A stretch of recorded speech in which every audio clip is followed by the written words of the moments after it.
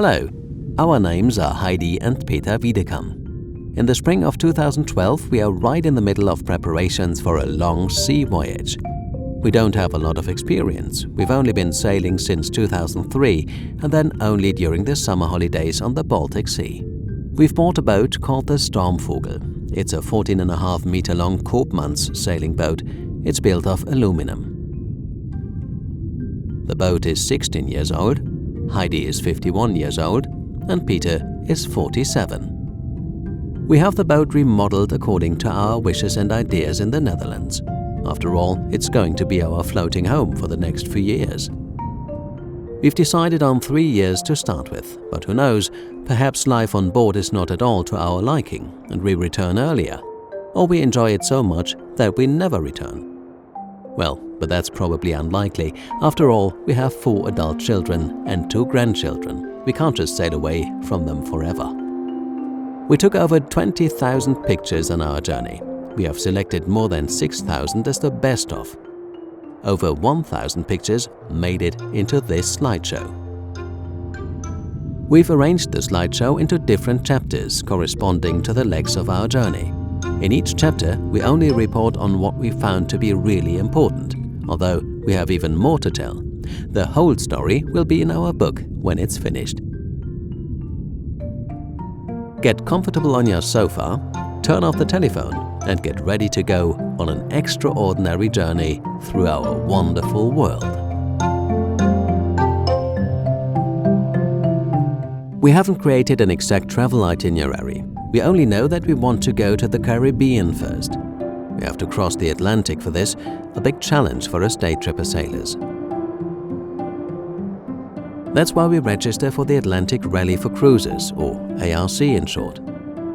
Every year, over 250 boats make the voyage over the Atlantic with this rally. Our start date is November 25, 2012 in Las Palmas on Gran Canaria.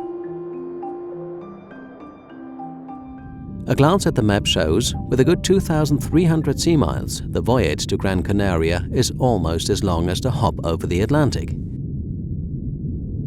The route first takes us from Hamburg along the coasts of the Netherlands, France and England. Then the short hop over the Bay of Biscay to Spain and Portugal. So far, so good. Coast sailing almost the whole way, and only having to cross the Bay of Biscay appears to us to be our first trial by fire.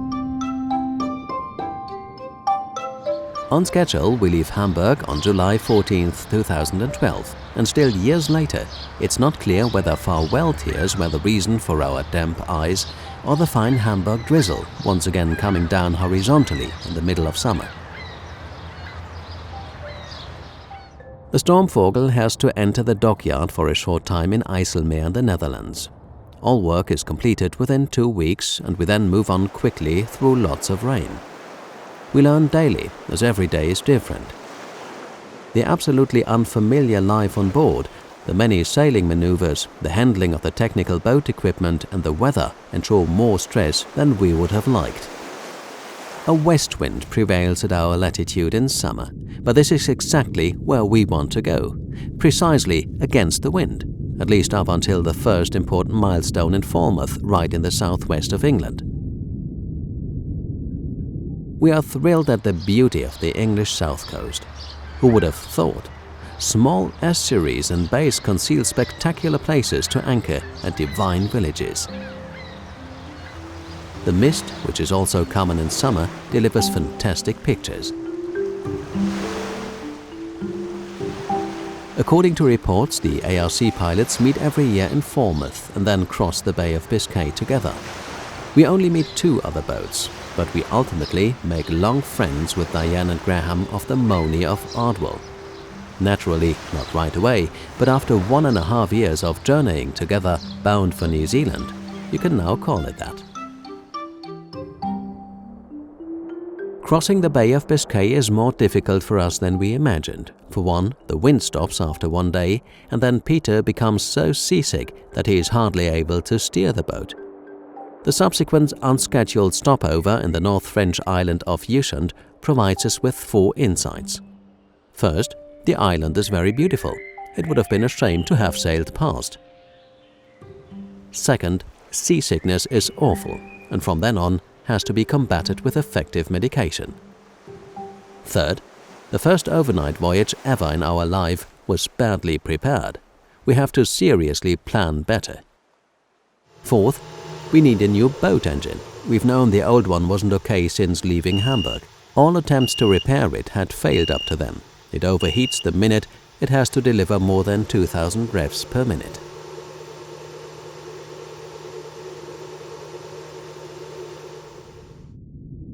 In Loctudy, a small fishing village on the northern coast of France, we make proper preparations for the next 3 days at sea.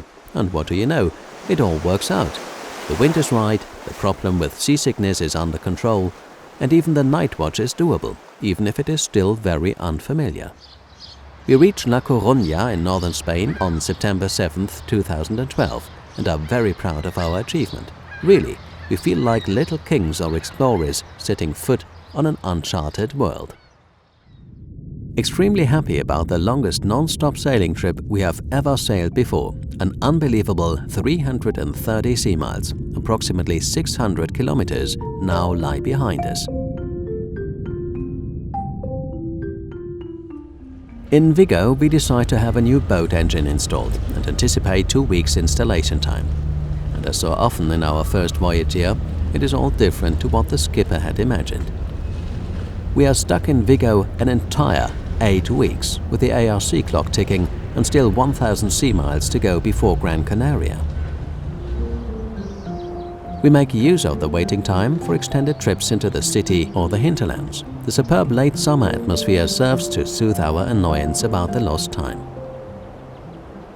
Ulrike and Matthias from the Bella are also having repairs done in Vigo. We share a mechanic and spend a lot of pleasant time together, always in search for the small positive events in this holding pattern situation. Finally, our new boat engine is running and the test drive is successful, and we resume our southward journey. We meet the crew of the Morny once again in the fantastic Nazaré on the Portuguese Atlantic coast, and together we set sail towards Porto Santo on Madeira. This time we have 430 sea miles before us. The stages are getting longer. The crossing offers everything that one could ever imagine: dead calm, storm, and a defective new boat engine. The mechanic in Vigo had really done a botch job, and the brand new engine no longer starts. The skipper is barely able to contain his frustration and, above all, anger after arriving on Porto Santo.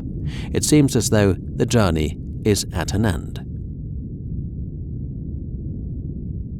But our new sailing friends from the Morny and Bella lent a helping hand.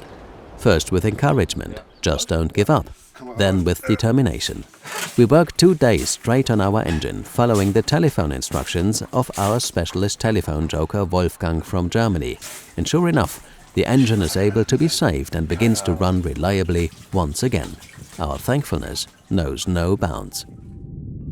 We decide to set off for Gran Canaria without delay, and to use the remaining 4 weeks until the start of the ARC to improve the condition of the boat and have the engine checked by a real specialist. Dolphins and a lot of wind accompany us on the 2 days at sea. Heidi is completely fascinated by the animals who follow us with playful ease.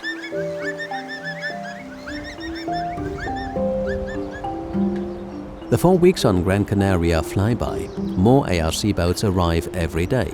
The nervous anticipation of all the crews before the great adventure causes the atmosphere in the harbor to vibrate. Hammering, tinkering, stowing and repairing take place on every boat. We organize our time very well, and when not on board with a mechanic or tinkering ourselves, we explore the island with a hire car.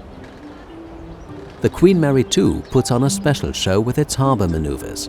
We meet up with this proud passenger ship a short time later in the Caribbean, and then much later in Malaysia.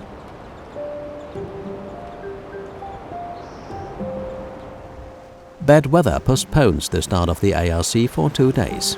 The weather is still bad afterwards, but then it finally starts. The Las Palmas Bay is full of boats. The sky is covered in low-hanging clouds, and over 2,500 sea miles of open sea lie before us. That about sums up everything we know at this exciting moment.